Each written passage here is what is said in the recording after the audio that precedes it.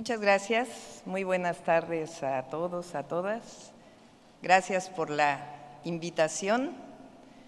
Antes de iniciar la presentación, primero agradecerles por la realización de esta convención en Acapulco.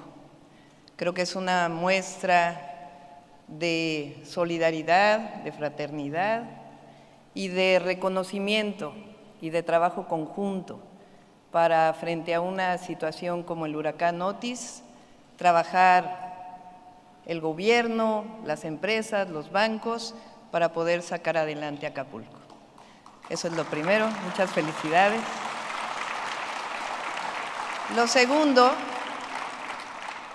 es que yo normalmente presento con una presentación, entonces si me permiten poderles, si la tienen por ahí, no sé si la tienen por ahí, hacerles una presentación, no me llevo más de 10, 15 minutos, pero muestra dos temas centrales. El primero, la situación económica actual, y el segundo, cuál es nuestra visión hacia adelante de México.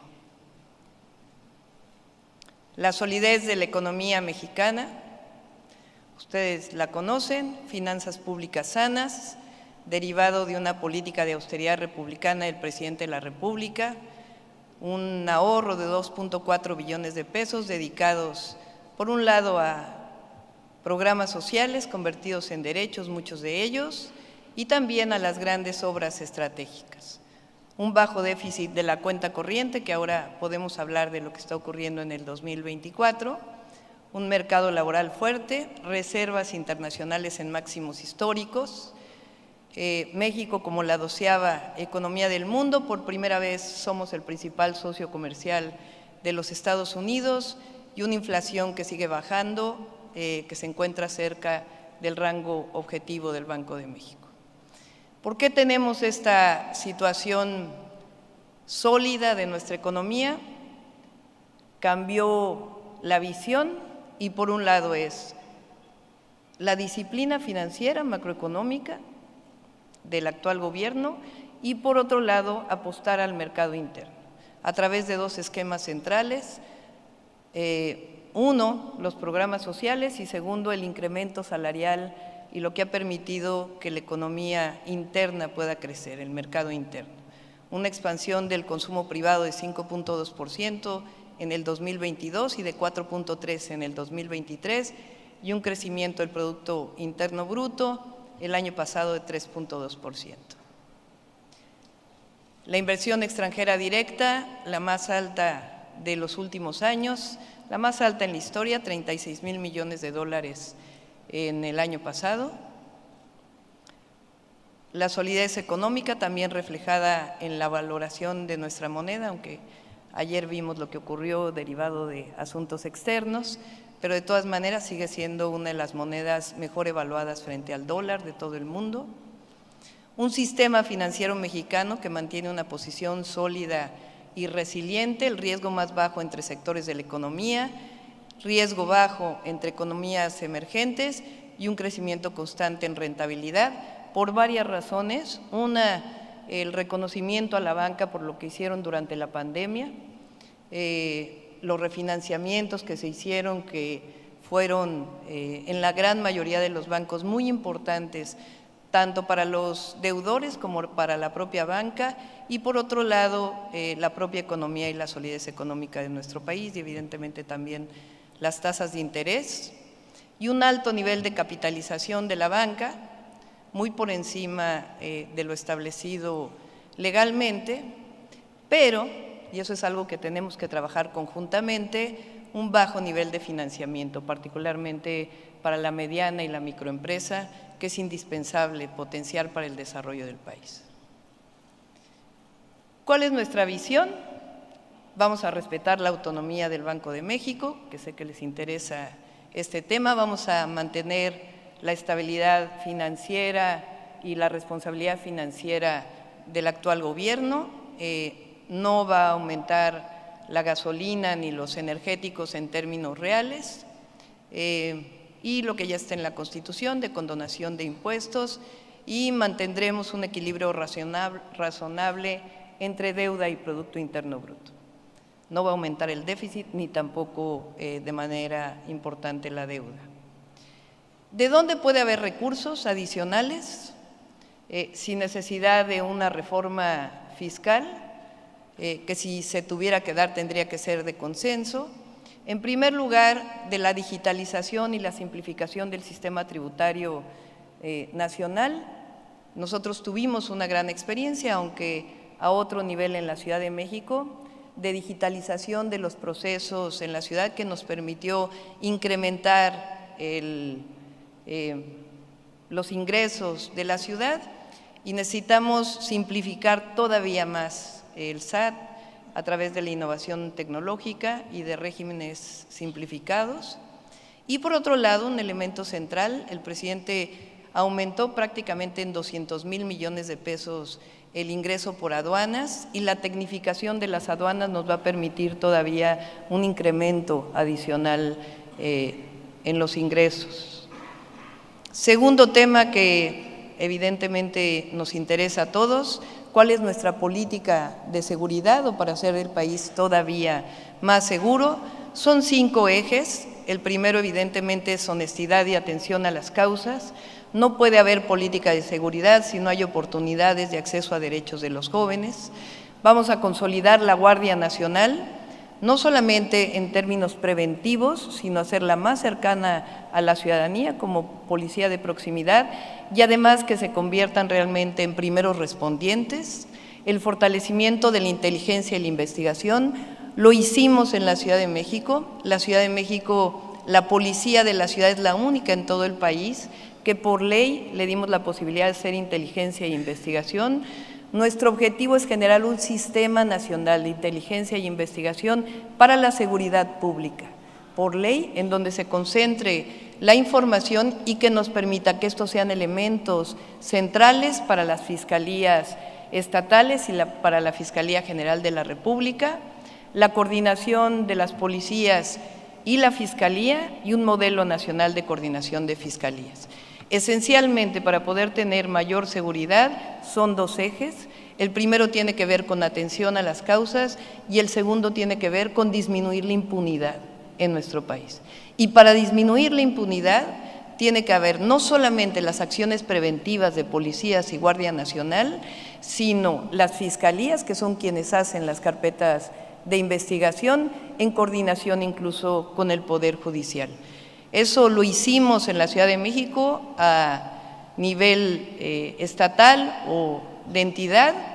Nosotros disminuimos los delitos de alto impacto en 4 años en 58%, el homicidio doloso en 51%, y en términos de la percepción de la ciudadanía pasó de 92.3% que consideraba la ciudad insegura al 57.5% en 4 años. Hacia adelante, ¿cómo hacer que México siga creciendo? ¿Cómo aprovechar el nearshoring, la relocalización de empresas? ¿Cómo generar una condición para que no solamente hablemos de crecimiento económico, de inversión extranjera directa, sino que hablemos realmente de desarrollo con bienestar para los mexicanos y mexicanas?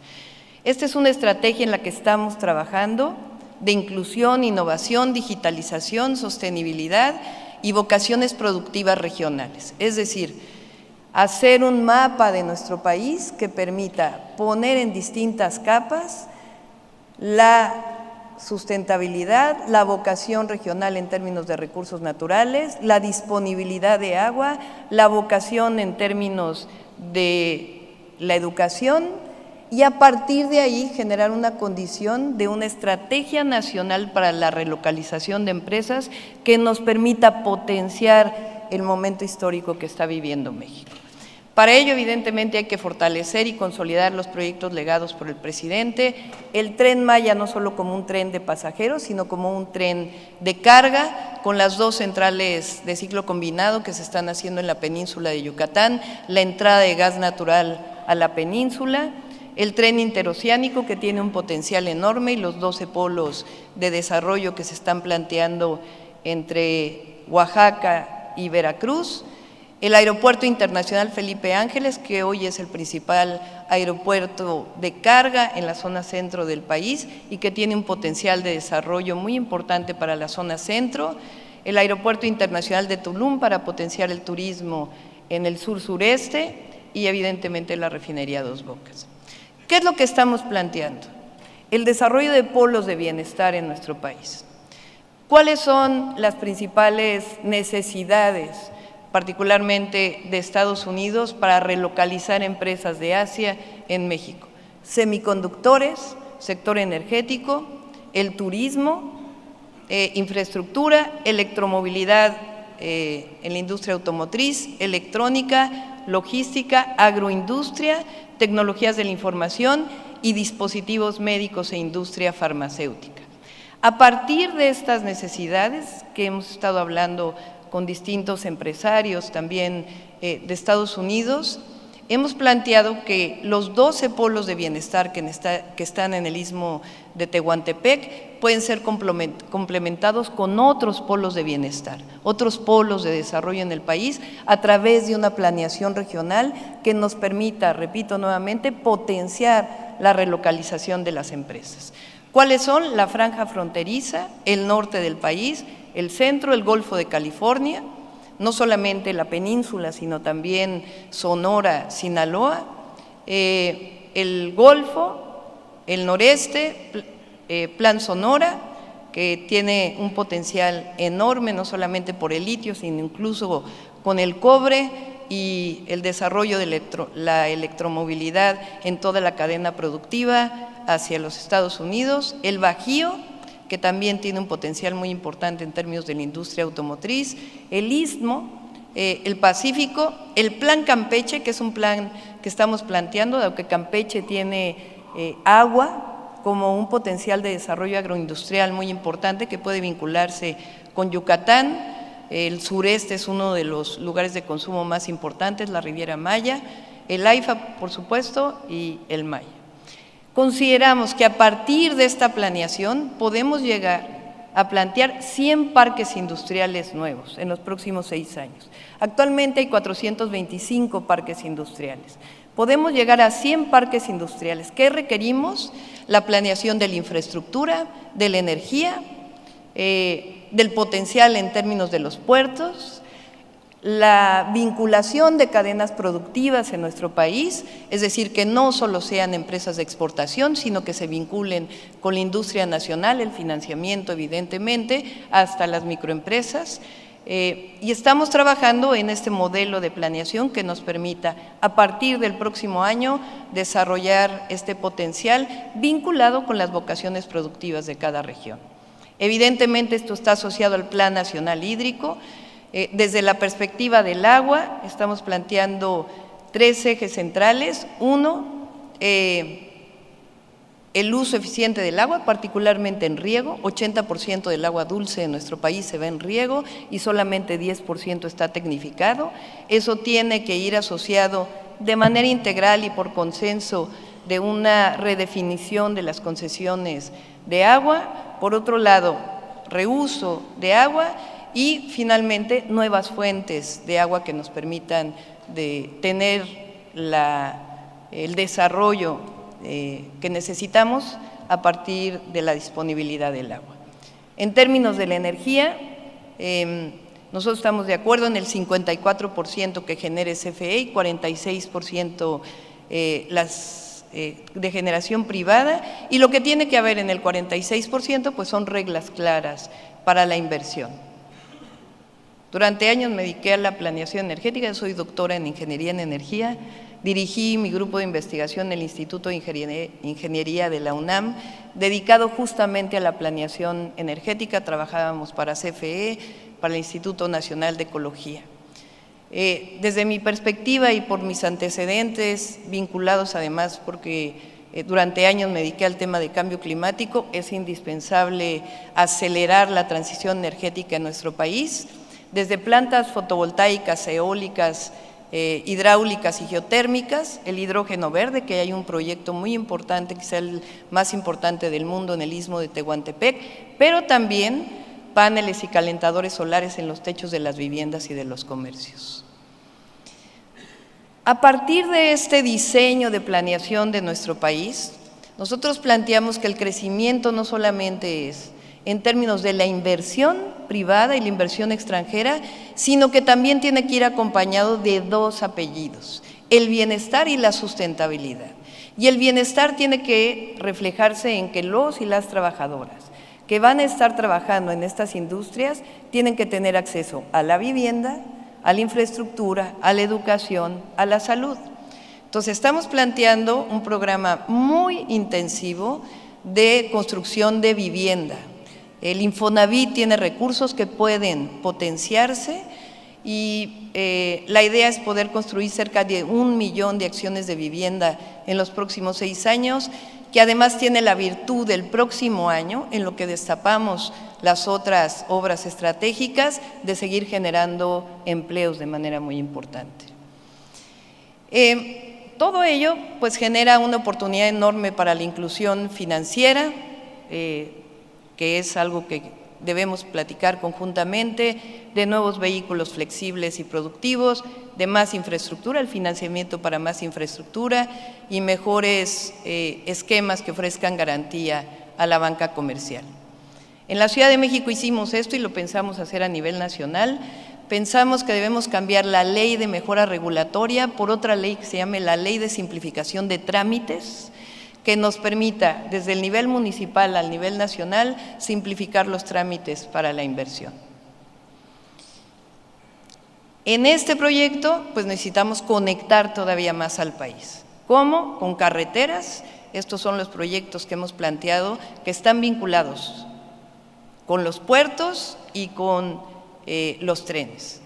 Tenemos que duplicar la carga transportada por ferrocarril, lo cual tiene un potencial enorme, y tenemos también que seguir generando trenes de pasajeros. El tren interoceánico es un tren que no representó grandes costos y que genera un desarrollo regional enorme. Los puertos, que esto requiere una inversión pública y una inversión privada para potenciar todos los puertos del país, como parte del nearshoring, particularmente los del Golfo, para desarrollar todo lo que significa la exportación de mercancías hacia el este de Estados Unidos. Los aeropuertos que deben desarrollarse, particularmente en estas zonas, y seguir ampliando el acceso a Internet y telecomunicaciones. En 2027 se cierra la posibilidad de un nuevo satélite mexicano y creemos que tenemos toda la posibilidad para poderlo lanzar, que potencie el desarrollo del Internet para todos. Ya voy a terminar. En conclusión, México tiene un gran potencial de desarrollo para los próximos años, por la estabilidad económica y social y por las oportunidades de relocalización. El desarrollo debe brindar bienestar y sustentabilidad, mejores salarios, acceso a la vivienda y todo lo que se requiere para poder vivir adecuadamente. No solamente es generación de empleos, sino generación de bienestar con menores impactos ambientales.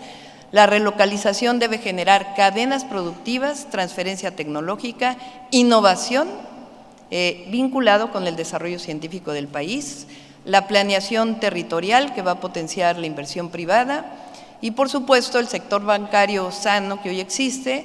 Necesitamos generar todas las condiciones para que también el crédito pueda llegar a las micro y medianas empresas que potencien el desarrollo. Y, por supuesto, nuestro objetivo es un México más fuerte, con prosperidad compartida. Muchas gracias.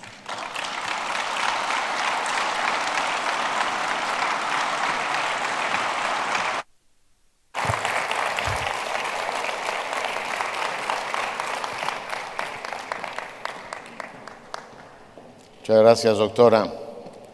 ¿Me va a permitir que el día de hoy, y sin que sirva de precedente la tutee,